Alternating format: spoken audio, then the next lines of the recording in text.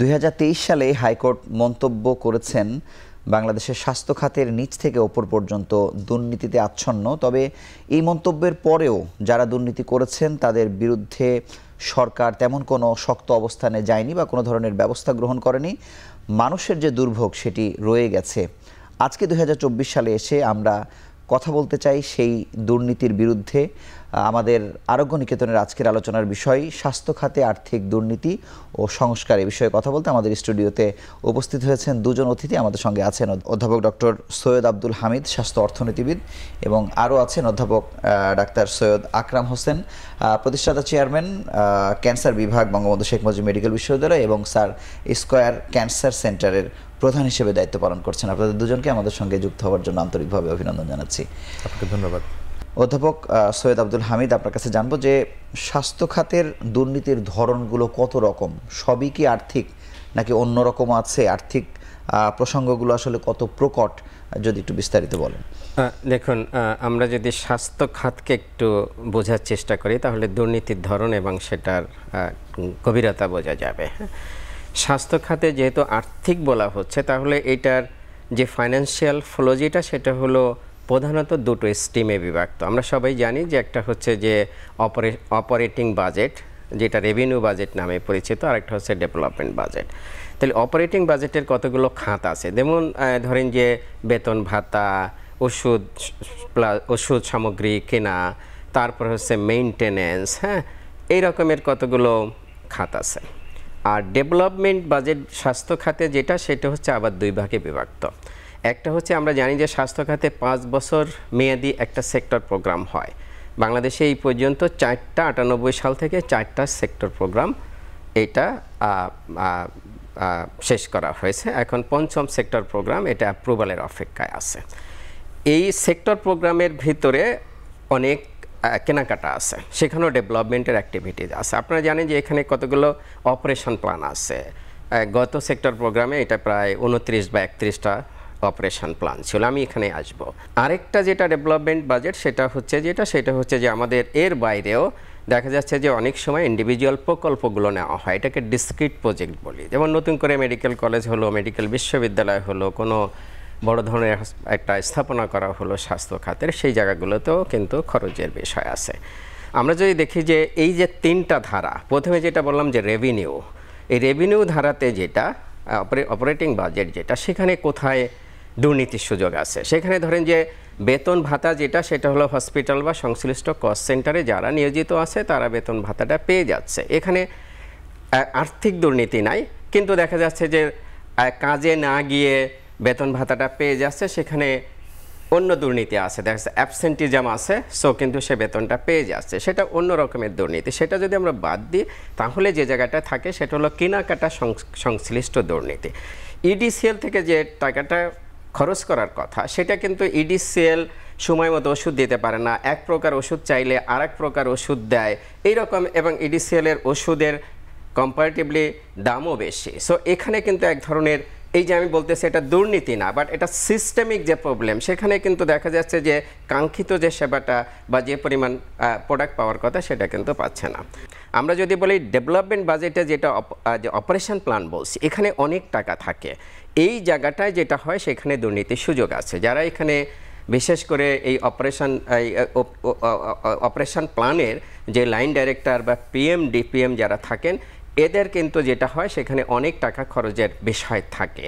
সেখানে procurement method থেকে শুরু করে নানা রকমের যদি সেখানে ঠিকমতো না করা হয় তাহলে কিন্তু সেখানে এই প্রবলেমটা হয়। এবং এই বিষয়টা যেহেতু ডিজি হেলথের সাথে সংশ্লিষ্ট, সো ডিজি হেলথের যারা নিচের দিকে কর্মচারী, আমরা অনেক সময় শুনে থাকি যে কেউ 500 কোটি, কেউ 1000 কোটি টাকার এটা বিভিন্ন লুটপাট করেছে। এখানে দেখা যাচ্ছে যে নিচু লেভেলে যারা থাকে তাদের মাধ্যমে কিন্তু দুর্নীতির রুট যেটা, সেটা কিন্তু বিস্তৃত হয় আর কি। সো এই জায়গাটায় আমাদের হাত দিতে হবে। স্যার, আপনার কাছে আসবো। অধ্যাপক সৈয়দ আকরাম হোসেন, আপনার কাছে জানবো যে আমরা সবসময় দেখি যে যেমন সাবেক প্রধানমন্ত্রী কিছুদিন আগে বলছিলেন যে আমার বাসার পিয়নও 400 কোটি টাকার মালিক, কিন্তু এটা নিয়ে তখন এক ধরনের সমালোচনা হলো যে 400 কোটি টাকার মালিক, তাকে তিনি অব্যাহতি দিয়েছেন কিন্তু বিচারের আওতায় নিয়ে আসা হয়নি। কিন্তু মূলত যারা দুর্নীতি করছেন তারা আনটাচড থেকে যায়। মানে এই প্রবণতাটা আসলে কেন, বা কেন আসলে তাদের বিচার হয় না? আমাদের অন্তর্বর্তী সরকারের মাননীয় স্বাস্থ্য উপদেষ্টা নুরজাহান বেগম বলেছেন, প্রথম আলোতে সাক্ষাৎকারে বলেছেন যে স্বাস্থ্য খাতে দুর্নীতি সহ্য করা হবে না। কিন্তু আমরা এখন পর্যন্ত স্বাস্থ্য খাতে দুর্নীতির বিষয়ে তদন্তের জন্য তার কাছ থেকে কোনো কমিটি বা নির্দেশনা আসেনি। কারণ দুর্নীতিগুলো স্বাস্থ্য অধিদপ্তরের মাধ্যমে হয়েছে, পরিবার পরিকল্পনা অধিদপ্তরের মাধ্যমে হয়েছে, অথবা স্বাস্থ্য মন্ত্রণালয় আওতাধীন অন্যান্য প্রতিষ্ঠানের মাধ্যমে হয়েছে। এগুলো প্রতিষ্ঠান ভিত্তিকও দুর্নীতি কী হয়েছে সেগুলো বের করা দরকার। আর পাশাপাশি স্বাস্থ্য মন্ত্রণালয়ের অধীনেও কী দুর্নীতি হয়েছে সরাসরি এগুলো বের করা দরকার। শুধু আমি বিবিসির দুটো হেডলাইন আমি আপনাকে পড়ে শোনাচ্ছি। বিবিসি একটা হেডলাইনে বলেছে, করোনা ভাইরাস মহামারীকে কেন্দ্র করে বাংলাদেশের স্বাস্থ্য খাতে দুর্নীতির মহোৎসব। এটা টিআইবির একটা প্রতিবেদন ছিল। এটার বিস্তারিত অনেক খবর আছে এখানে। বলেছে রুই কাতলা সবসময় ধরাছোঁয়ার বাইরে থেকে যায় ইত্যাদি। আরেকটা হলো স্বাস্থ্য খাতে দুর্নীতিতে রাঘব বোয়াল আর বজ্রপাতে তালগাছ পদ্ধতি নিয়ে প্রশ্ন। এরকমভাবে স্বাস্থ্য খাতে দুদক একটি তদন্তও করেছিল এবং 25টা রিকমেন্ডেশনও দিয়েছিল। সেই রিকমেন্ডেশনগুলোও কিন্তু বাস্তবায়িত হয়নি। স্বাস্থ্য খাতে শুধু যে আপনার আর্থিক দুর্নীতির কথা যদিও আমরা আজকে আলোচনা করছি, একটু আগে প্রফেসর হামিদ বললেন যে কীভাবে আসলে আর্থিক খাতে দুর্নীতিগুলো হতে পারে।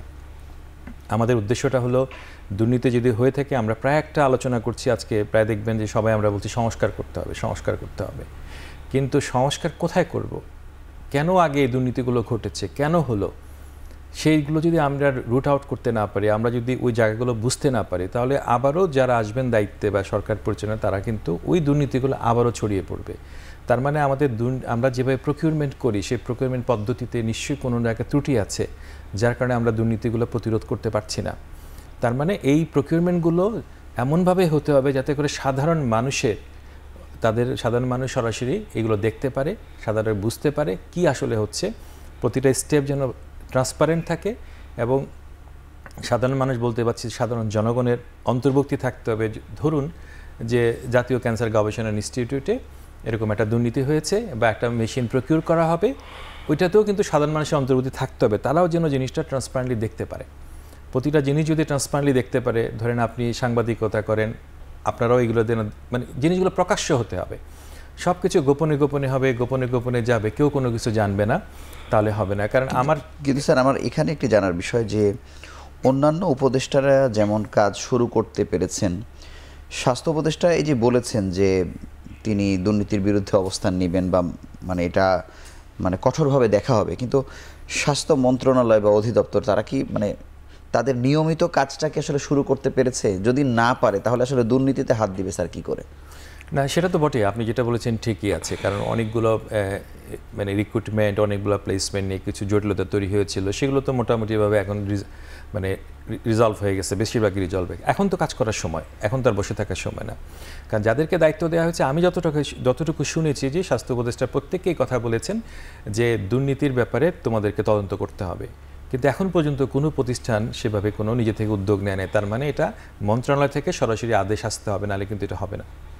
ধন্যবাদ। আমি স্যারের কাছে জানবো যে দুর্নীতির ক্ষেত্রে হাইকোর্ট হয়তো স্বপ্রণোদিত হয়েই মন্তব্য করেছে বা টিআইবি রিপোর্ট দিচ্ছে, কিন্তু সরকার কি আন্তরিক ছিল কি না কখনো এই দুর্নীতির বিরুদ্ধে বা দুর্নীতিবাজদের খুঁজে বের করার ক্ষেত্রে? আপনি কি মনে করেন বিগত সময়? দেখুন, শস্যের ভিতরে যদি ভূত থাকে তাহলে কেন সেই ভূত খুঁজে বের করবে, কে খুঁজে বের করবে, এইটাই হচ্ছে বড় কোশ্চেন আর কি। হ্যাঁ, সরকারের কে দুর্নীতির সাথে জড়িত, এটা নিশ্চয়ই একদম নিচ থেকে শুরু করে সরকারের দায়িত্বশীল মহল পর্যন্ত অনেকেই হয়তো এর সাথে জড়িত থাকে। তবে যখন দায়িত্বশীল মহল জড়িত থাকে, ভূতটা তো ওখানেই।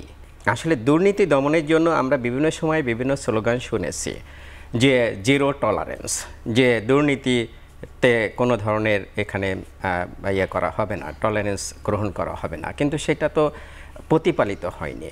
আমরা প্রত্যেক অফিসে দেখেছি যেটা, সেটা হচ্ছে যে আমার অফিস দুর্নীতিমুক্ত, তাই না? আসলে কি দুর্নীতিমুক্ত আমরা করতে পেরেছি? আমরা দুর্নীতি লেখা আছে, তাই না? টেন্ডারিং প্রসেস যেটা, সেই জায়গাটাতে আমাদের তো স্বচ্ছতার যথেষ্ট অভাব আছে, আমরা সেটা জানি আর কি। হ্যাঁ, আমাদের আরেকটা সবচেয়ে বড় জিনিস যেটা, সেটা হলো আমরা টাকা খরচ করি, কিন্তু সেই টাকার থেকে এবং যতটুকু টাকা আমি খরচ করতে পারলাম, দুর্নীতিতে তো গেল কিন্তু যেটুকু টাকা আমরা খরচ করতে পারলাম সেটুকের ফলও কিন্তু মানুষ আমরা পাই না। আপনার যন্ত্রপাতি কেনা হচ্ছে, সেই যন্ত্রপাতি তো কাজ করতে পারছে না। কেন করতে পারছে না? কারণ হচ্ছে কি আমাদের এই জায়গায় ক্রয় পদ্ধতিতে ভুল আছে। আমাদের যে প্রকিউরমেন্ট প্ল্যান সেখানে পরিবর্তন আনতে হবে, রুলস যেটা আছে সেই জায়গাটা পরিবর্তন আনতে হবে। আমরা দেখি যে মেডিকেল যন্ত্রপাতি কেনার সময় যেটা করা হয় সেটা হলো শুধু স্পেসিফিকেশনটা দেখা হয়। এই স্পেসিফিকেশন দেখা দিয়ে যাচ্ছে যে এমন যন্ত্র চলে আসতেছে যেটা কিন্তু খুব কার্যকারী না। দ্যাট মিনস এমন দেশ থেকে যন্ত্রপাতিগুলো চলে আসে যেটা কিন্তু সেটা খুব বেশি কার্যকারী না। আমরা জানি যে মেডিকেল ইকুইপমেন্টের জন্য কিছু কিছু দেশ তারা প্রসিদ্ধ যে এইগুলো তাদের মেশিনগুলো ভালো, কিন্তু সেখান থেকে আমরা আনতে পারছি না।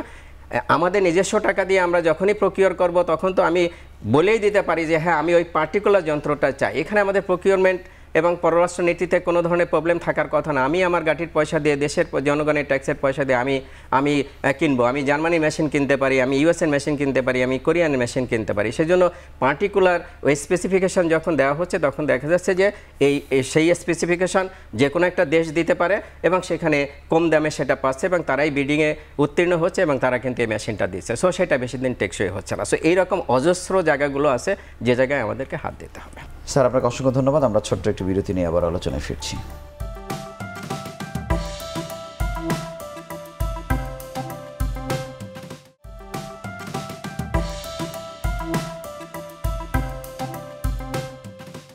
সৈয়দ আকরাম হোসেন, আপনার কাছে জানবো যে একটি পরিচালক একটি হাসপাতালের, উনি একবার বলছিলেন যে 1 কোটি টাকার একটি মেশিন তাকে 25 কোটি টাকায় কিনতে বাধ্য করা হয়েছে। 1 মাস পর্যন্ত এই আলোচনা চলেছে। উনি বাধ্য হয়েছেন শেষ পর্যন্ত রোগীদের কথা চিন্তা করে তিনি 5 কোটি টাকা পর্যন্ত রাজি হয়েছেন যে ঠিক আছে এটি 5 কোটি টাকা পর্যন্ত কেনা যেতে পারে। কিন্তু মন্ত্রণালয় তাকে প্রেশার দিয়েছে যে না, এটা 25 কোটি টাকা দিয়েই কিনতে হবে। সবশেষ তিনি চাকরি ছেড়ে নিজে অব্যাহতি নিয়ে চলে গেছেন। ওনাকে আমি তখন প্রশ্ন করেছিলাম যে তাহলে বাকি যে 99 জন পরিচালক আরও বিভিন্ন জায়গায় হয়তো আছে, তারা আসলে কি করছে? তার মানে কি বাস্তবতাটা এমন যে সবাইকে আসলে এর মধ্যে দিয়ে যেতে হচ্ছে? তাহলে মন্ত্রণালয় আসলে এই দুর্নীতির ক্ষেত্রে কতটা বেশি আশকারা দিচ্ছে বা নিজেই দুর্নীতিতে জড়িয়ে যাচ্ছে, এই জায়গায় আপনার ব্যাখ্যা? আমি এই বিষয়টা সরাসরি জানি না, বলতে পারবো না। কিন্তু আমি একটা সময়ে দুদকের একটি তদন্তের আমি তদন্ত কর্মকর্তার কাজ করার সুযোগ হয়েছিল আমার। তখন আমি দেখেছিলাম যে অভিযোগগুলো খুব ঢালাও থাকে, সুনির্দিষ্ট কোনো অভিযোগ থাকে না এবং সবসময় সঠিক পথে জিনিসগুলো আগায় না। তদন্ত করতে গেলে আমরা যেটা দেখতে পেয়েছি, দেখা গেছে যে কোনো একজন, ওই সময়টাতে আমরা যেটা লক্ষ্য করেছি, কোনো একজন সম্পর্কে সরাসরি একটা রিপোর্টিং করে নিয়ে আসা হলো, বলা হলো যে আমাদেরকে বলা হলো যে আপনারা এটা করে দেন, ইট হ্যাপেন। তখন আমরা বললাম যে না, আমরা ঢালাওভাবে এইভাবে কোনো কিছুর উপরে দিব না, আমরা জিনিসটা বুঝবো প্রতিটি জায়গাতে। আপনি ধরেন একটি পরিচালকের কথা বললেন, একজন পরিচালক ওই লেভেলে হয়তো প্রজেক্ট ডাইরেক্টর বা এই কাজটা করেন, একটা তদন্ত মানে একটা প্রকিউরমেন্ট কমিটিতে উনি আছেন, কিন্তু এই ফাইলটা কিন্তু সেখান থেকে যাচ্ছে স্বাস্থ্য মন্ত্রণালয়, স্বাস্থ্য মন্ত্রণালয়ের সহকারী সচিব, উপসচিব, যুগ্ম সচিব, তারপরে গিয়ে অতিরিক্ত সচিব, সচিব, তারপরে গিয়ে মন্ত্রী বা উপদেষ্টার কাছে যাচ্ছে। এই যে এতগুলো জায়গা দিয়ে যাওয়ার পরে ওই জায়গাটাতে মানে দেখা যাবে যে সবসময় আমরা যখন থেকে একজন পিডিকে ধরি যে অমুক এটা করেছে, আপনি যদি ভালো করে দেখেন এই প্রত্যেকটা ফাইল কিন্তু মন্ত্রণালয়ের অনুমোদিত বটে, মন্ত্রণালয়ের সর্বোচ্চ লেভেল থেকে অনুমোদিত। তো তাহলে মন্ত্রণালয় যে এতগুলো জায়গার মধ্যে দিয়ে আমরা গেলাম, এত জায়গাতে আমরা এটা করলো, তাদের তো দেখার দায়িত্ব আছে। যদি অনিয়ম হয়ে থাকে তাহলে তো এই জিনিসগুলো তাদেরও দেখার দায়িত্ব আছে এবং তো এটা বন্ধ করার দায়িত্ব তারা এড়িয়ে যেতে পারে না। মনে করেন একজন পিডি, সাপোজ একটা হাসপাতালের যিনি পরিচালক, তার উপরে স্বাস্থ্য অধিদপ্তর ডিজি আছেন, তার মানে এই টোটাল প্রসেসের মধ্যে তো জিনিসটা যাচ্ছে। তার মানে কি আমরা সবাই কেন খেয়াল করলাম না? যখন এই অভিযোগ আসে শেষে দেখা যাচ্ছে ওই যে পিডিকে শুধু ধরা হয় আর বাকিরা কিন্তু আগের মতোই থেকে যাচ্ছেন। এবং কোনো কোনো ক্ষেত্রে এগুলো কিন্তু একদম ক্যাবিনেট পর্যন্ত চলে যেতে হয়, কোনো বড় বড় প্রকিউরমেন্ট, বড় বড় ইস্যু থাকলে কিন্তু যেতে হয়। সুতরাং আমাদের কিন্তু এই আলোচনাগুলোর লক্ষ্য কোনো ব্যক্তি না, কিন্তু আমাদের আলোচনার লক্ষ্য হলো সিস্টেম পরিবর্তন করা এবং যারা এই অনিয়মগুলো যেভাবে সংগঠিত হয়েছে সেগুলো খুঁজে বের করা এবং খুঁজে বের করে ওই অনুযায়ী ভবিষ্যতে যাতে করে এগুলো পুনরায় না ঘটতে পারে তার বিরুদ্ধে তার ওই পদ্ধতিতে ব্যবস্থা গ্রহণ করা। আপনি হয়তো বলতে পারেন যে কেনাকাটায় কি শুধুমাত্র অনিয়ম নাকি বা দুর্নীতি নাকি? দুর্নীতির মধ্যে নিয়োগ আছে, দুর্নীতির মধ্যে ওষুধ, নকল ওষুধ আছে, বিভিন্ন ওষুধ তৈরি আছে, নানা প্রসঙ্গ আছে, কিন্তু শুধুমাত্র একটি প্রসঙ্গ না। তো সমস্ত প্রসঙ্গগুলোকে আমাদের সামনে আনা দরকার এবং আমি মনে করি অবিলম্বে জরুরিভাবে স্বাস্থ্য মন্ত্রণালয় কর্তৃক একটি কমিটি গঠন করা দরকার। ধন্যবাদ। আমি স্যারের কাছে এই পিডির প্রসঙ্গে একটু আসতে চাই যে আমরা শেষ ঢাকা মেডিকেল কলেজে দেখলাম যে একটি নলকূপ স্থাপনের খরচ দেওয়া হয়েছে 99 লক্ষ টাকা। তা আমরা যখন এটির তদন্ত বা প্রতিবেদনের জন্য ওখানে গেলাম, যে 3 জন চিকিৎসককে আসলে দায়িত্ব দেওয়া হয়েছিল এটার তদারকির জন্য, তারা বলছেন যে তাদেরকে শুধুমাত্র অনুমতি দেওয়া হয়েছে কাজটা হয়েছে নাকি হয়নি এটি দেখার, বাকি কোনো কিছুতে তারা মন্তব্য করতে পারবেন না, সেরকম কোনো প্রভিশন সেখানে রাখা হয়নি। কোন ঠিকাদার করেছে, কত দিনে হবে, বুঝে পেয়েছে কি পেয়েছে না, মানে এই বিষয়টি আসলে কেমন, মানে যিনি বুঝে নিচ্ছেন তিনি কেন জানতে পারবেন না যে কাজটি মানে টাকার অঙ্কে কেমন ছিল বা এটা কম না বেশি, সে অনুযায়ী কাজ হয়েছে কি হয়নি, মানে এই ধরনটাই আসলে দুর্নীতির ফাঁকফোকরকে আসলে আরও বেশি উৎসাহিত করে কিনা? দেখুন, এখানে কিন্তু একটা প্রকল্পের দুটো পর্যায়ে, একটা হচ্ছে যে প্রকল্প প্রণয়ন, সেটা পাস, একনেকে পাস, বড় প্রজেক্ট একনেকে পাস হতে হয়। সেই জায়গায় কিন্তু একটা বিষয় যেটা আকরাম ভাই বলেছেন, যেটা যে ওই জায়গাগুলোতে যে আমরা প্রত্যেকটা কম্পোনেন্টে কি টাকা রাখছি, আপনি একটা নলকূপের জন্য কত টাকা রাখবেন, এটা কিন্তু পিডি সেই লেভেলের না। পিডি পরে আসে যখন প্রজেক্ট ইমপ্লিমেন্টেশন শুরু হয়, তাই না? তার মানে এই যে আকরাম ভাই যেটা বললেন যে এটা প্রকল্প প্রণয়নে যে বিভিন্ন লেভেলে আলোচনা হয়, মন্ত্রণালয় পর্যায়ে এটা তৈরি হয়, সেটা বিভিন্ন কমিটিতে আলোচনা হয়, তারপরে এটা প্ল্যানিং কমিশনে যায়, সেখানে প্রি একনেক মিটিং হয়, তারপরে একনেকেও চুলচেরা বিশ্লেষণ হয়, তারপরে এটা যখন পাস হয় তখন হচ্ছে যে পিডি নিয়োগ করা হয় সেটা ইমপ্লিমেন্টেশনের জন্য। তাহলে এখানে যে প্রাইসিংগুলো সেই জায়গাগুলোতে সতর্ক হওয়া উচিত। এখন ধরেন যারা এখানে দুর্নীতি করবে, সেই দুর্নীতির ওই জায়গাগুলোতে কিন্তু প্রকল্পের যখন এই কস্টটা নির্ধারণ করা হচ্ছে সেই জায়গাগুলোতে কিন্তু ফাঁকফোকর অনেক সময় থাকতে পারে। তাহলে সেই জায়গাগুলোতে দেখা উচিত আর কি। বালিশ কিনতে এত টাকা, বেডশিট কিনতে এত টাকা, তাই না? সেই জায়গাগুলোতে আমাদের ফাইন টিউনিং দরকার আছে। আবার এইটা বেশি সতর্ক হতে গিয়ে যেটা হয় সেটা হচ্ছে যে জিনিসের মূল্যটা যেরকম সেটা যদি না হয় তাহলে কিন্তু লো কোয়ালিটির জিনিস চলে আসে। কারণ আমাদের বিবেচ্য বিষয় যেটা, সেটা হচ্ছে যে যখন একটা প্রকল্প প্রণয়ন শুরু হয় সেটা বাস্তবায়ন যে কালটা সেটা কিন্তু 3, 4, 5 বছর পরে শুরু হয়। তার সেই সময় পর্যন্ত কিন্তু জিনিসের দাম কিন্তু অনেকটা বেড়ে যায়, সেই এবং ইন্টারন্যাশনাল মার্কেটে ডলারের দামের সাথে টাকার কনভার্সন, এগুলো অনেক কিছু বিবেচনার ভিতরে রেখে তারপরে কিন্তু এটা প্রণয়ন করা উচিত। তো সেই জায়গাগুলোতে যদি কেয়ারফুল থাকা হয় তাহলে আপনি যেটা বললেন, সেই জায়গাতে কম কিন্তু হয় না স্যার, এত বেশি দেয়া হয় যে ডলারের রেট যদি বেড়েও যায় তাও মনে হয় খুব সমস্যা হয়। কোনো ক্ষেত্রে আবার যেটা দেখা যাচ্ছে যে যে জিনিস, এই আমি বলছি না যে সতর্ক হতে হবে আমাদের, কিন্তু সেটা যেন কাজ করা যায়। আবার যদি কাজটা থেমে যায় তাহলে কিন্তু দেখা যাচ্ছে যে টোটালি কোনো কাজে লাগলো না। আমাদের এখানে বেসিক্যালি যে নিয়মকানুন যেগুলো করা হয়েছে সেটা হলো কাজকে ফ্যাসিলিটেট করার জন্য না, কাজকে বাধা দেওয়ার জন্য। আমাদের সমস্ত নিয়মকানুনই মূলত কাজকে বাধা দেওয়ার জন্য। ফ্যাসিলিটেট করার জন্য যদি হতো তাহলে আমাদের এত প্রবলেম হতো না। তো সেই জায়গাগুলোতে আমাদের খেয়াল রাখতে হবে। তারপরে পিডির পর্যায়ে যখন আসে এটা ইমপ্লিমেন্টেশনে, তখন হচ্ছে যে দেখেন যেখানে পিডির দায়িত্ব কতটুকু, কারণ কনস্ট্রাকশন যেটা হয়, বড় কনস্ট্রাকশন সাধারণত এটা পিডাব্লিউডির মাধ্যমে হয়, এটা পিডি কিন্তু তার এখতিয়ারের ভিতর থাকে না। এবং যখন কেনাকাটা যখন হয়, যে যন্ত্রপাতি কেনাকাটা, সেই জায়গাগুলোতে পিডির নলেজ থাকতে হয়, নজর থাকতে হয়। সেটাও বড় কেনাকাটা আমাদের যেটা হয় সেটা আমাদের সিএমএসডি একটা প্রতিষ্ঠান আছে, তাদের মাধ্যমে অনেক সময় করা হয়। সো সেই প্রতিষ্ঠানের যে এফিসিয়েন্সি, তাদের যে সততা, দক্ষতা, সেটার উপর নির্ভর করে এই জায়গায়। এখানে পিডির দায়িত্ব যেটা, সেটা হলো পিডিকে নলেজেবল হতে হবে, যে তার মাথায় কাঁঠাল রেখে যেন কেউ অন্যদিকে না যেতে পারে, খেতে পারে, এই জায়গাটাকে পিডিকে নলেজেবল হতে হয়। কিন্তু আমাদের ক্ষেত্রে যেটা হয় সেটা হচ্ছে পিডিও যদি এটার সাথে নিজে স্বপ্রণোদিত হয়ে জড়িয়ে যায় তখন তো কিছু করতে পারে, সেটা হতেই পারে। আমাদের সমাজে যেহেতু দুর্নীতি আপাদমস্তক, আমরা প্রায় সবাই বলা চলে যে দুর্নীতির সাথে জড়িত, সেখানে পিডি তার মঙ্গল গ্রহ থেকে আসা কোনো মানুষ না, সেও হয়ে যেতে পারে। কিন্তু জাস্টের যে নিয়মকানুনগুলো যদি সেরকম হয় তাহলে সেরকম, এবং পিডি নিয়োগ করার সময় ওখানে খেয়াল রাখতে হবে।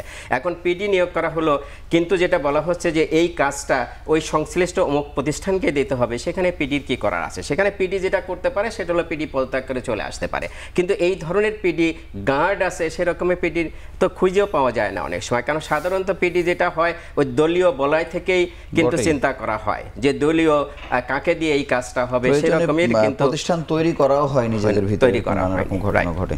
স্যার আপনার কাছে আসবো, আমি স্যারের কাছে জানতে চাই যে দুর্নীতির আরও একটি বড় মাধ্যম ছিল আসলে নিয়োগ বাণিজ্য। নিয়োগ বাণিজ্যের ক্ষেত্রে একটা হচ্ছে দুর্নীতি, আবার হচ্ছে নিম্নমানের যাকে আসলে নিয়োগ দেয়া হচ্ছে, মানে এটি আমাদেরকে কতভাবে ক্ষতিগ্রস্ত করেছে আমাদের সেবাকে বা শিক্ষাকে? এটা তো আপনার অনেক ধন্যবাদ আপনাকে। একটা আপনি যদি খেয়াল করে থাকেন যে আর্থিক দুর্নীতির চাইতেও এটা কিন্তু আরো বড় দুর্নীতি না, কিন্তু এই নিয়োগের ক্ষেত্রেও তো আসলে আর্থিক লেনদেন হয়েছে। আপনি বঙ্গবন্ধু শেখ মুজিব মেডিকেল বিশ্ববিদ্যালয়ে আমরা শুনেছি যে একটা চিকিৎসক নিয়োগের ক্ষেত্রেও আসলে আর্থিক লেনদেন হয়েছে, যেটা আগে আমরা কখনো শুনিনি। মানে দুই রকমই আসলে আছে, একটা হচ্ছে যে কেমন মানুষ আমি নিয়োগ করলাম, আর সেই মানুষটি নেয়ার ক্ষেত্রে যেহেতু উনি অযোগ্য, কত টাকা করে আমরা আসলে পার পার্সন নিলাম, মানে সেই জায়গাটাতে আপনার ব্যক্তিগতভাবে আমি জানি না যে কেউ ব্যক্তিগতভাবে টাকা নিয়েছেন কিনা, এরকম কোনো তথ্য গণমাধ্যমে এসছে আমার কাছে না। যে গণমাধ্যমে যেটা এসছে সেটা নিয়ে হয়তো সরকারি, আমি দেখেছি যে সরকারের মধ্যে তদন্ত করছে মনে হয়, দুদক মনে এটা তদন্ত করছে বোধহয়। তো এরকম তদন্ত কিন্তু দুদকের বেশ কিছু তদন্ত হচ্ছে কিন্তু। তো এটা তো ধরেন একটা বিচ্ছিন্ন বা একটা দুইটা বিচ্ছিন্ন বা ভিন্ন ভিন্ন বিচ্ছিন্ন ঘটনাগুলো, কিন্তু এটা কিন্তু সামগ্রিক দেশে কিন্তু এই চিত্রটা বিরাজ করছে কিন্তু, যে যখন একটা সমাজ আসলে দুর্নীতিগ্রস্ত হয়ে যায় তখন সমাজের প্রতিটা জিনিসে দুর্নীতি ঢুকে যায়। তখন যে যার মতো করে যার পছন্দের লোক যাকে দরকার বা অনিয়ম বিভিন্ন মাধ্যমে কিন্তু কাজগুলো তারা করে থাকে। এর মধ্যে আর্থিক সংশ্লিষ্টতা আছে অথবা মানসিক দুর্নীতি আছে, দুটোই কিন্তু আছে কিন্তু, যে আমার পছন্দের লোক আবার অপছন্দের লোক দুটোই কিন্তু আছে। আমরা এখনও আমি মনে করি স্বাস্থ্য মন্ত্রণালয়ের ক্ষেত্রে আমরা এই দৃশ্যমান কোনো পরিবর্তন আমাদের চোখে পড়ে নাই। স্বাস্থ্য মন্ত্রণালয় এই প্রতিটা জিনিস খুঁটে খুঁটে দেখা দরকার, এবং আমি স্বাস্থ্য উপদেষ্টাকে অনুরোধ করতে চাই দ্রুত এই বিষয়ে কার্যকর পদক্ষেপ গ্রহণ করার জন্য। স্যার আপনাকে অসংখ্য ধন্যবাদ। আমরা আরও একটি ছোট্ট বিরতি নিয়ে আবার আলোচনায় ফিরছি। ধন্যবাদ।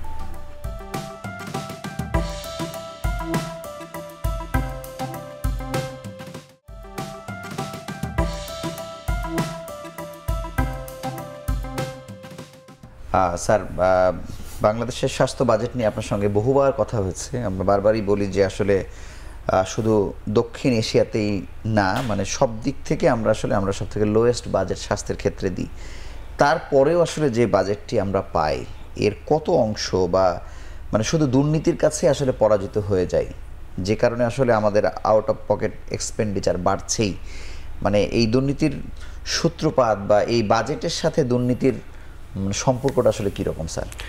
যে বাজেট আমরা যে এই যে 5.2% ছিল এই বাজেট, এটা প্রস্তাবিত বাজেট, কিন্তু এটা আসলে প্রস্তাবিত বাজেটটা এটা থাকবে না। এটা দেখবেন যে যখন রিভাইজ বাজেট হবে তখন এটা একটা সিগনিফিকেন্ট অংশ কমে যাবে, যেটা গত বছরও আমরা দেখেছি আর কি। হ্যাঁ, কিন্তু আপনার কোয়েশ্চেনে যদি ফিরে আসি যে এই 38,000 কোটি টাকা দিয়ে আমরা কি করছি, আমি ব্যক্তিগতভাবে মনে করি যে 38,000 কোটি টাকা যদি আমরা ঠিকঠাক মতো ব্যয় করতে পারতাম তাহলে এখন যে সার্ভিস পাই তার থেকে 3 গুণ বেশি সার্ভিস পাওয়া যেত। তাহলে প্রবলেমটা কোথায়? প্রবলেমটা যেটা সেটা হচ্ছে যে একটা অংশ আমরা খরচ করতে পারছি না। কেন খরচ করতে পারছি না? কারণ আমাদের হসপিটাল যে কস্ট এন্ট্রি যেগুলো বিশেষ করে ফ্যাসিলিটি লেভেলে, উপজেলা বলেন, ডিস্ট্রিক্ট বলেন, মেডিকেল কলেজ বলেন, যেখানেই হোক, এটা একটা কস্ট এন্টিটি বলা হয়। এই কস্ট এন্টিটিকে তার এই খরচের জন্য, বিশেষ করে তার নিজস্ব যে খরচটা করে, আমি যেটা বললাম এমএসআর বাবদ খরচ, অন্যান্য যে খরচ যেগুলো আছে সেইগুলো হচ্ছে যে কতগুলো সিস্টেমেটিক পিথায় বাধা আছে। আমি যেটা বললাম যে ইডিসিএল রিলেটেড একটা সিস্টেমেটিক বাধা আছে। ওপেন মার্কেট থেকে সে যখন ক্রয় করবে তখন আরেকটা প্রবলেম আছে, কারণ তার টেন্ডারিং প্রসেসটা সেটা হচ্ছে যে এখানে যেহেতু অনেক ক্ষেত্রেই মেডিকেলের ক্ষেত্রে আমরা যে ইলেকট্রনিক টেন্ডারিং প্রসেস অনেক সময় মেনে চলতে পারা যায় না, এখন অনেকেই চেষ্টা করছে কিন্তু অনেক ক্ষেত্রে এটা সম্ভব হয় না আর কি। সেই জায়গাগুলোতে দেখা যাচ্ছে যে এমন একটা ফার্ম সে ইনফ্লুয়েন্স খাটিয়ে চলে আসলো, যেহেতু লোকাল ইনফ্লুয়েন্সগুলো আমাদের থাকে, দেখা গেলো তার কাছ থেকে কিন্তু আপনি কাঙ্ক্ষিত যে দ্রব্যটা সেটা পাচ্ছেন না, কোয়ালিটি দ্রব্যটা পাচ্ছেন না। তাহলে সেখানে হতে পারে আমাদের অডিট একটা প্রবলেম। আপনি যত নিয়ম শৃঙ্খলা মেনে যত স্বচ্ছ হয়ে কেনাকাটা করেন না কেন, সেখানে অডিট আপত্তি থাকেই।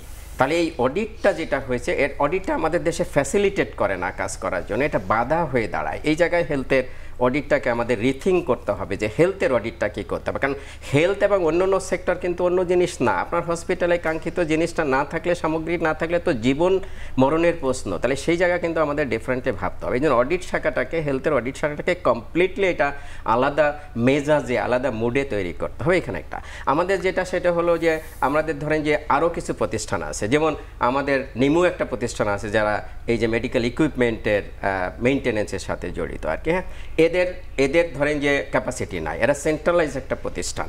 এদেরকে যদি ধরেন যে আমাদের এখন আউটসোর্সিং বেসিসে বা প্রাইভেট সেক্টরের সাথে কন্ট্রাক্ট করে এটাদেরকে দিয়ে দেওয়া হয়, তাহলে এখানে মেডিকেল ইকুইপমেন্টের এই জায়গায় হয়তো আমাদের আরেকটু বেটার আসতে পারে। টেমু একটা আছে যেটা হলো এই যে ভেহিকেলগুলো মেইনটেনেন্স করে, তাদেরও নানা রকমের সীমাবদ্ধতা আছে। আমাদের হেলথ ইঞ্জিনিয়ারিং একটা ডিপার্টমেন্ট আছে যেটা বিল্ডিং মেইনটেনেন্স করে, ঠিক আছে, পিডাব্লিউডি বিল্ডিং মেইনটেনেন্স করে, এখানেও নানা রকমের সীমাবদ্ধতা আছে। আমি যেটা বললাম যে এটা হলো সিস্টেমিক, আমাদের যে প্রবলেমগুলো আছে এই জায়গাগুলোতে আমাদের হাত দিতে হবে।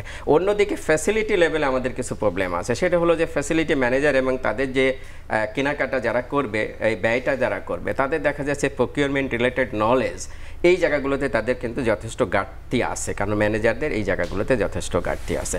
এবং এই জায়গাতে প্রবলেম যেটা হয়েছে সেটা হচ্ছে যে এটা একটা টিম কাজ করতে হয়, এটাকে একজনকে ট্রেনিং দিলে কিন্তু হয় না। কারণ আমাদের সমাজে বড় বাবু বলে একটা কথা কিন্তু প্রচলিত আছে, যে হসপিটালে যে হেড ক্লার্ক বা যেগুলো থাকে তাদের দক্ষতার উপর নির্ভর করে। এখানে যেটা হতে পারে আমরা প্রায় বলি সেটা হচ্ছে যেটা কন্ট্রাকচুয়াল নিয়োগ হতে পারে, এবং কন্ট্রাকচুয়াল নিয়োগ ফ্যাসিলিটি ম্যানেজারদের মাধ্যমে হতে হবে যেন তার কথাটা শুনে, অথবা আগের মতো আমাদেরকে কি করতে হবে, ফিক্সড নিয়োগে, পার্মানেন্ট নিয়োগে ফিরে যেতে হবে with the provision of transfer and posting regular time পিরিয়ডে। সেই জায়গাগুলোতে আমাদের স্যার আপনার কাছে আসবো, স্যারের কাছে জানতে চাই যে আপনি সরকারি হাসপাতালেও কাজ করেছেন, এখন বেসরকারিতে করছেন, মানে সব রকম প্রতিষ্ঠানে আপনার কাজের অভিজ্ঞতা আছে। এই যে যন্ত্রপাতি কেনাকাটার ক্ষেত্রে বেসরকারি হাসপাতাল যখন যা কিছু ব্যবহার করে, একই সময়ে সরকারি হাসপাতাল কোন ধরনের মেশিন ব্যবহার করে, বা মানে এইটিকে ঘিরে আসলে কি ধরনের দুর্নীতি আসলে হয়?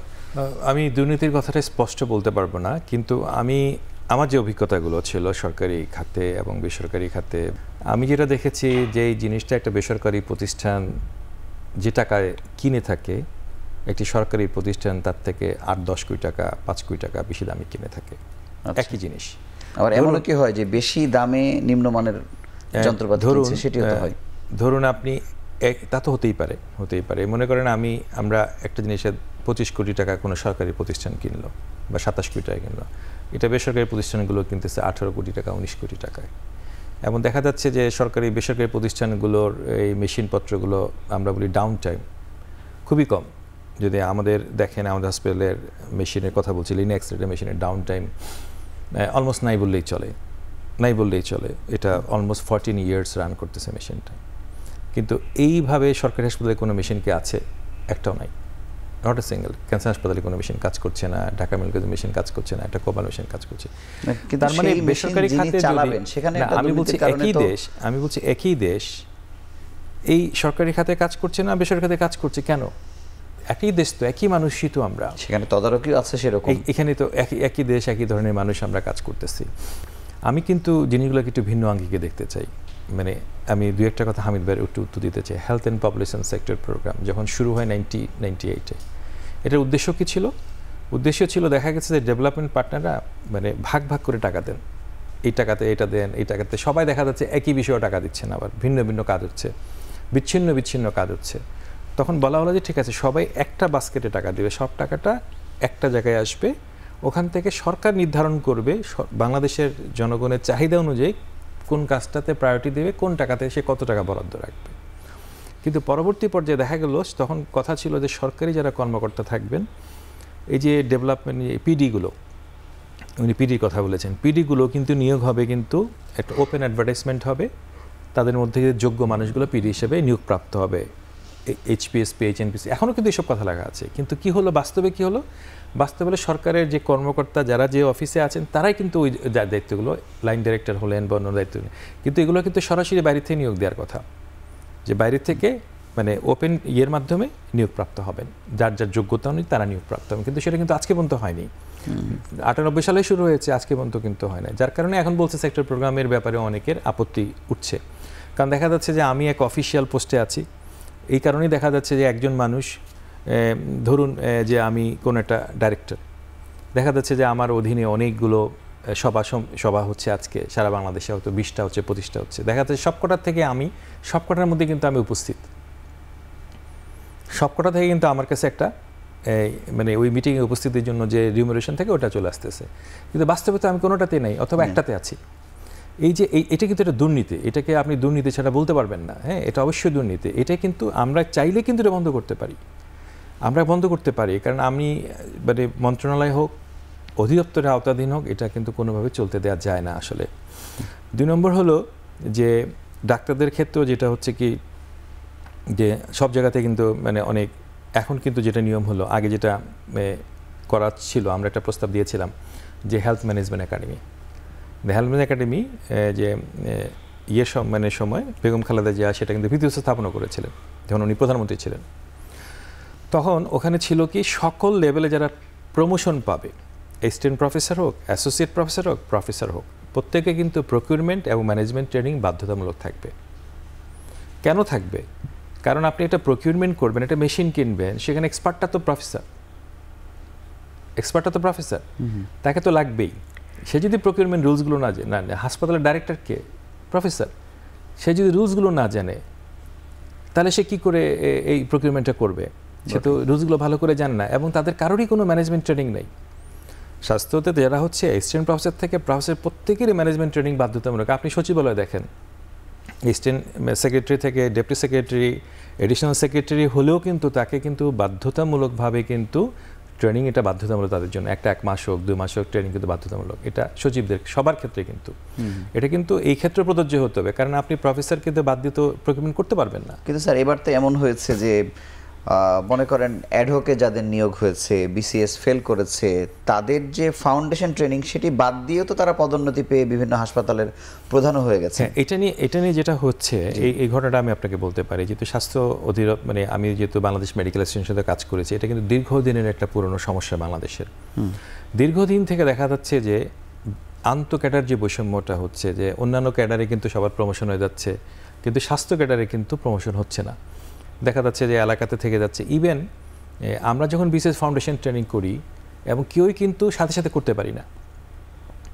নিয়মটা হলো সরকারি চাকরি যখন আপনি দিবেন, একজন জয়েন করবেন, আপনি যদি অ্যাডমিন ক্যাডার অফিসারদের দেখেন, জয়েন করার পরপরই কিন্তু তাদের প্লেসমেন্ট হয়ে যাবে, প্লেসমেন্টের পরপরই কিন্তু তাদেরকে কিন্তু ফাউন্ডেশন ট্রেনিংয়ে নিয়ে যাওয়া হবে। হ্যাঁ, এদের অনেকগুলো ট্রেনিং হয়, কিন্তু স্বাস্থ্যে কী হয়? কোনো ট্রেনিং হয় না। এবং কেউ জানে না যে তার লিভ রুলটা কি, ছুটি কীভাবে নিত সেটাও জানে না। যেমন আমরা ফাউন্ডেশন ট্রেনিং করছি কম্পারেটিভলি পরে, কিন্তু বেশিরভাগ মানুষেরই কিন্তু ফাউন্ডেশন ট্রেনিং করার সুযোগই হয় নাই এবং ব্যবস্থাই করা হয় নাই। আজকে যদি আপনি স্বাস্থ্য মন্ত্রণালয়ের খোঁজ নিয়ে দেখেন এবং স্বাস্থ্য দপ্তর যদি আজকে যান, দেখবেন যে ব্যাকলগ, মানে লম্বা ব্যাকলগ আছে, যে তাদের কারো ট্রেনিংয়ে হয় নাই। তো ট্রেনিংয়ে তো ব্যবস্থা করার দায়িত্ব তো সরকারের এবং মন্ত্রণালয়। স্যার, আপনাকে অসংখ্য ধন্যবাদ। আমরা আরও একটি ছোট্ট বিরতি নিয়ে আবার আলোচনায় ফিরছি।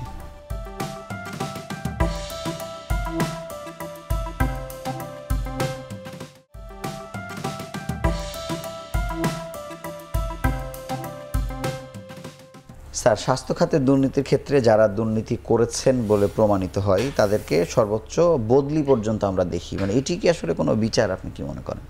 আমার ঠিক নিয়মটা জানা নেই যে আমাদের আইনে কি আছে, তবে আইনের শাসন থাকা উচিত, আর যদি আইন অসম্পূর্ণ থাকে তাহলে নিশ্চয়ই সেটা আইন সংশোধন করা উচিত। কারণ দুর্নীতি বন্ধে যদি শক্ত পদক্ষেপ না নেওয়া হয় তাহলে দুর্নীতির যে ডিপ রুটেড অবস্থা বিরাজ করছে সেটা নিশ্চয়ই দূর করা যাবে না, সেটা স্বাস্থ্য হোক, শিক্ষা হোক বা অন্য যে কোনো। স্যার, একই প্রসঙ্গে জানতে চাই যে স্বাস্থ্য সেবা ও সুরক্ষা আইন 2023 যেটি খসড়া ছিল সেটি ক্যাবিনেটে গেছে এবং এটি পাশ হওয়ার খুব একটা জোর প্রক্রিয়া চলছে আর কি।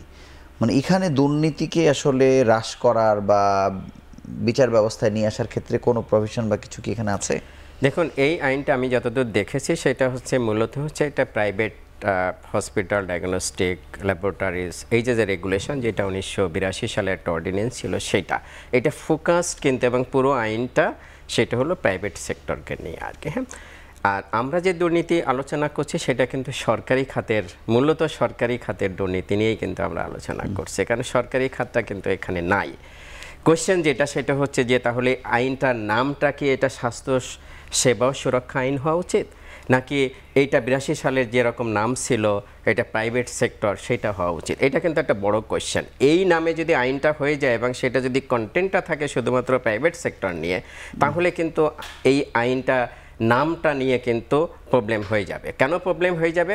কারণ হচ্ছে যে ভবিষ্যতে আমাদের যেটা এই যে ইউনিভার্সাল হেলথ কাভারেজ বলি অথবা এসডিজি 3.8 বলি, যেটাই বলি, এটা যদি অ্যাচিভ করতে হয় তাহলে কিন্তু আমাদের স্বাস্থ্য সুরক্ষা নামে একটা আইন করা দরকার, যে আইনের মাধ্যমে আমাদের এই যে ইউনিভার্সাল হেলথ কাভারেজ যেটা অর্জন করতে হবে সেইটা, এবং সেখানে সুনির্দিষ্ট কতগুলো বিষয় থাকতে হবে, যেটা সেটা হচ্ছে যে আমাদের ধরেন একটা ন্যাশনাল হেলথ সিকিউরিটি অ্যাক্ট করতে হবে, সরি ন্যাশনাল হেলথ অথরিটি করতে হবে।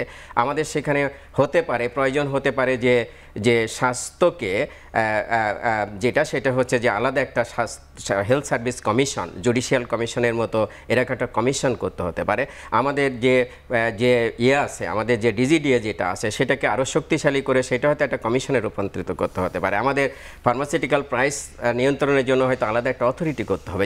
এই রকমের কতগুলো ধারা দিয়ে আমাদের কিন্তু এরকম একটা স্বাস্থ্য সুরক্ষা আইন করা কিন্তু অপরিহার্য। তো এই আইনটা যদি স্বাস্থ্যসেবা ও সুরক্ষা আইন হয়ে যায় এবং তার কন্টেন্টটা যদি থাকে শুধুমাত্র প্রাইভেট সেক্টর রেগুলেশন নিয়ে, তাহলে কিন্তু আবার একটা নতুন আইন আমি যে ধারাগুলো বললাম সেটা সংযোজন করে কিন্তু করা একটু ডিফিকাল্ট হয়ে যাবে। সেই জন্য আমার মনে হয় যে এই আইনটা আবার একটু রিভিউতে পাঠানো হোক, এটার কন্টেন্ট কী আছে এবং কন্টেন্ট অনুযায়ী সেটার নাম এবং কন্টেন্টের ভিতরে আরও একটু রিভাইজ করে যুগোপযোগী করা উচিত। এই আইনটা যেহেতু 2023 সালে করা হয়েছিল, তখনকার প্রেক্ষাপটটা এক, আর এখনকার প্রেক্ষাপট তো নিশ্চয়ই ভিন্ন, তো সেই আলোকেও কিন্তু সেটা বিবেচনার সুযোগ রয়েছে। ধন্যবাদ। স্যারের কাছে জানবো যে আসলে সুনির্দিষ্ট পরামর্শ কি হতে পারে বা সুপারিশ কি হতে পারে আসলে দুর্নীতি রোধে।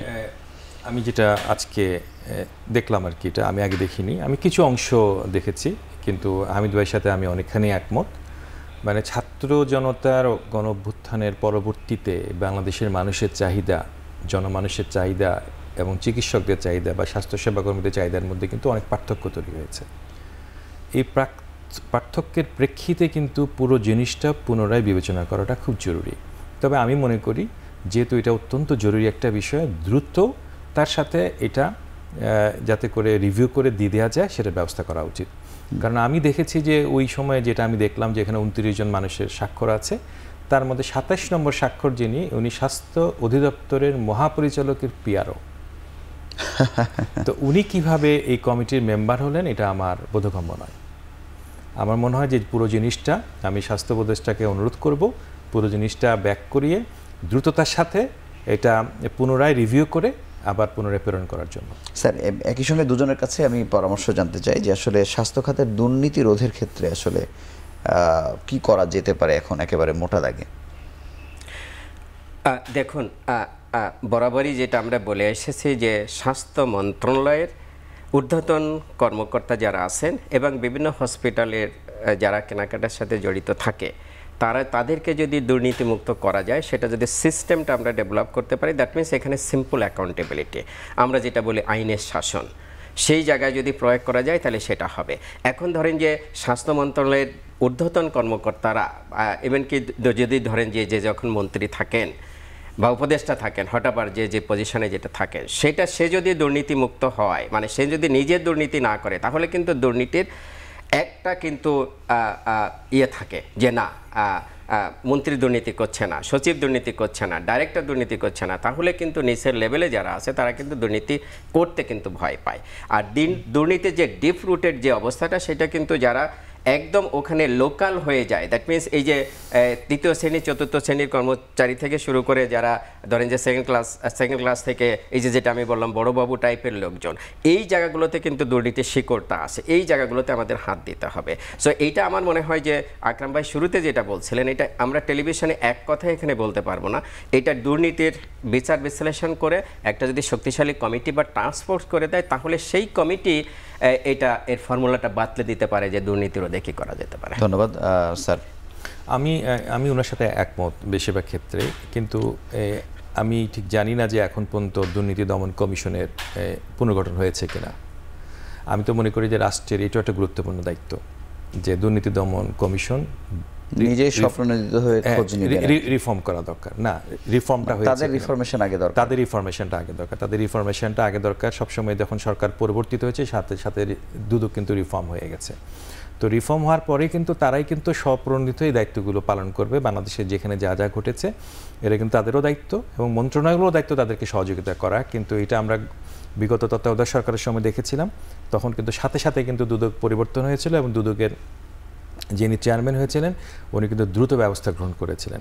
তো এখন শুধুমাত্র যে স্বাস্থ্য ব্যবস্থাতে যে হামিদ ভাই যেটা বললেন যে এই ব্যক্তিগুলো যদি পরিবর্তন হয়, আইন কানুন কাঠামোগুলোতে আমি যেটা মনে করি সাধারণ মানুষের সংশ্লিষ্ট দরকার, আর জিনিসগুলো ওপেন ট্রান্সপারেন্ট থাকা দরকার, তাহলে কিন্তু কোনো সমস্যা নাই। এবং আপনি যদি ট্রান্সপারেন্ট করে দেন, সাধারণ মানুষ যদি ইনভলভ থাকে, ধরুন আপনি একটা কমিটিতে থাকলেন, আপনি তো দেখতে পাচ্ছেন আসলে কি হচ্ছে, মানে এগুলো ওপেন থাকতে হবে, তাহলে কিন্তু কোনো সমস্যা হবে না। এবং দেখা যাবে যে সমস্ত প্রকিউরমেন্টগুলো শুধু প্রকিউরমেন্ট তো হলে হবে না, এটার ব্যবহার কী লাগবে, কোনটা প্রয়োজন আছে। দেখা যাচ্ছে যে এমন জিনিস কেনা হচ্ছে যেটা কোনো প্রয়োজনই নেই। তো এই জিনিসগুলো এবং ব্যবহার কতখানি ব্যবহার করা দরকার, কতখানি মানুষের প্রয়োজন। কারণ স্বাস্থ্য মন্ত্রণালয় যদি দুর্নীতিগ্রস্ত থাকে, তাহলে মানুষের সেবা যদি বিঘ্নিত হয়, তাহলে জীবন কিভাবে নিশ্চিত হবে। আপনাকে অসংখ্য ধন্যবাদ এবং আপনাদের দুজনকে আমাদের সঙ্গে যুক্ত হওয়ার জন্য আন্তরিকভাবে অভিনন্দন জানাচ্ছি। ধন্যবাদ আপনাকে।